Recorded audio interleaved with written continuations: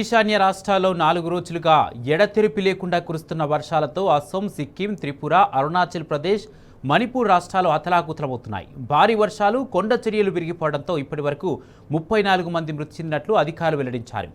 బ్రహ్మపుత్ర, పచ్నోయి, కుషియారా నదులు పొంగిపొర్లుతున్నాయి. అస్సాంలోని 19 జిల్లాల్లో 3.64 లక్షలకు పైగా మందిపై వరద ప్రభావం చూపింది. అస్సాంలో 758 గ్రామాలు నీట మునిగినట్లు తెలుస్తుంది.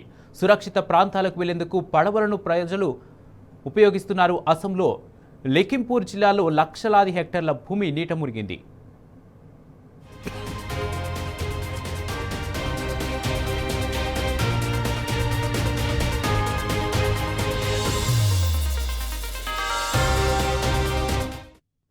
సిక్కింలోని లాచుంగ్, చుంగ్తాంగ్, లాంఛన్ నగరాల్లో వరదలు మునిగాయి. ఈ 2 నగరాల్లో 1678 మంది పర్యాటకులను సురక్షిత ప్రాంతాలకు తరలించారు. కొండ చర్యలు విరిగిపడంతో రవాణాకు తీవ్ర ఆటంకం ఏర్పడింది. మణిపూర్లో 19,000కు పైగా మంది ప్రజలు వరద బారిన పడ్డారు. మణిపూర్లో 3,365 ఇండ్లు కూలగా వివిధ ప్రాంతాల్లో 47 కొండ చర్యలు విరిగిపడ్డాయి. త్రిపురలో భారీ వర్షాల కారణంగా 464 మంది శరణార్థులు సురక్షిత ప్రాంతాలకు తరలించారు.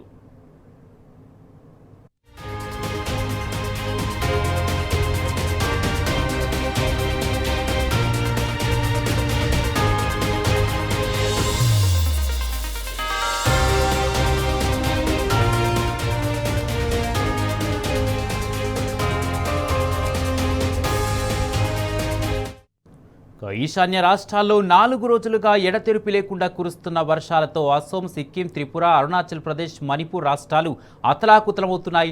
భారీ వర్షాలు, కొండ చర్యలు విరిగిపడంతో ఇప్పటివరకు 34 మంది మృతి చెందినట్లు అధికారులు వెల్లడించారు.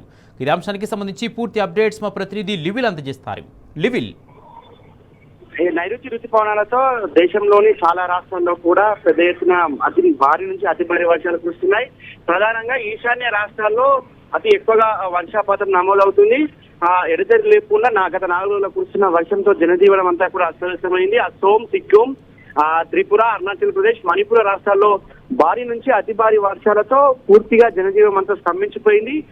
దీంతో దాదాపు ఇప్పటికే 34 మంది మృతి చెందినట్లు కూడా ఆయా రాష్ట్రాల అధికారులు తెలిపారు. పొంగిపడుతున్న బ్రహ్మపుత్ర, పచ్నోయి, కుషియారా నదులు దీంతో అటు ఇటు వెళ్లే రహదారులన్నీ కూడా జలమయమైపోయాయి. రహదారులన్నీ కూడా నదులను తలపించేలా నీటి ప్రవహిస్తున్నాయి. ఏదైతే అస్సాంలోని 13 జిల్లాల్లో దాదాపు 3.6 లక్షల పైగా మంది వరద ప్రభావిత ప్రాంతంలో వీరందరినీ కూడా సురక్షిత ప్రాంతాలకు తరలించారు.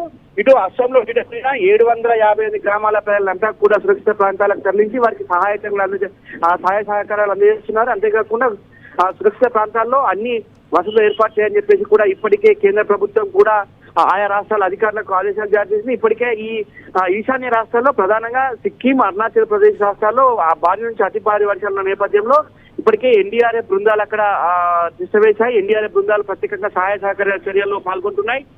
ఇటు సిక్కింలో కూడా లాచుంగ్, చుంగ్తాంగ్, అంతేకాకుండా లాంఛన్ నగరాల్లో వరద ఉధృతి ఎక్కువగా ఉంది. సిక్కిం అంతా కూడా నీట మునిగిపోయింది. ఈ 2 నగరాల్లో దాదాపు 1,677 మంది పర్యాటకులు సురక్షిత ప్రాంతాలకు తరలించారు. కొండ చర్యలు విరిగిపడంతో రవాణా తీవ్ర ఇబ్బందులు అవుతున్నాయి. ఇటు మణిపూర్ లో వరద బాధితపడిన 1,09,000 మంది ప్రజలంతా కూడా ఈ ఇబ్బందులకు గురవుతున్నారు. ఇటు మణిపూర్ లో కూలిన 3,365 ఇళ్లు, వివిధ ప్రాంతాల్లో 47 కొండ చర్యలు కూడా ఇరిగిపడ్డాయి. త్రిపురలో భారీ వర్షాలతో 4,464 మంది ఆశ్రయం పొందుతున్నారు. మొత్తానికి వల్ల ఎక్కడ చూసినా తీవ్ర ఈశాన్య రాష్ట్రాల్లో భారీ నుంచి అతి భారీ వర్షాలు కూడడంతో జనజీవనం స్తంభించిపోయింది. చాలా మంది నిరసనాయంగా మిగిలిపోయారు. వారంతా కూడా రక్షించే సురక్షిత ప్రాంతాలకు తరలిస్తున్నారు. అంతేకాకుండా కొండ చర్య ప్రాంతాల్లో ఉన్న ఎవరైతే బాధితులు ఉంటారో వారందరినీ కూడా సురక్షిత ప్రాంతాలకు తరలి వెళ్ళాలని చెప్పేసి కూడా అధికారులు ఆదేశాలు జారీ చేశారు. ఏదైతే ఐఎండీ ఆదేశాల మేరకు ఎప్పటికప్పుడు ఆయా రాష్ట్రాల అధికారుల జిల్లాలను పర్యవేక్షిస్తున్నారు. ఇటు కేంద్ర ప్రభుత్వం కూడా మానిటరింగ్ చేస్తుంది. ఈశాన్య రాష్ట్రాల ఎప్పటికప్పుడు అప్రమత్తం ఉండాలని చెప్పి చెప్తున్నాయి. అయితే మొన్న ఇప్పటి వరకు దాదాపు 100ల సంఖ్యలో ఉత్పాద పద్ధతి కూడా ఇప్పటికే భారత ప్రభుత్వం వెల్లడించింది. ఇంకా కూడా భారీ వర్షాల నేపథ్యంలో అప్రమత్తంగా ఉండాలని చెప్పేసి కూడా ఆయా రాష్ట్రాల అధికారులు ప్రజలను అప్రమత్తం చేస్తున్నారు. ఇటు ఎన్డీఆర్ఎఫ్ బృందాలతో పాటు రాష్ట్ర డిజాస్టర్ మేనేజ్మెంట్ కూడా ఎప్పటికప్పుడు సహాయ చర్యల్లో పాల్పంచుకుంటుంది. Kumar, right, thank you లివిల్.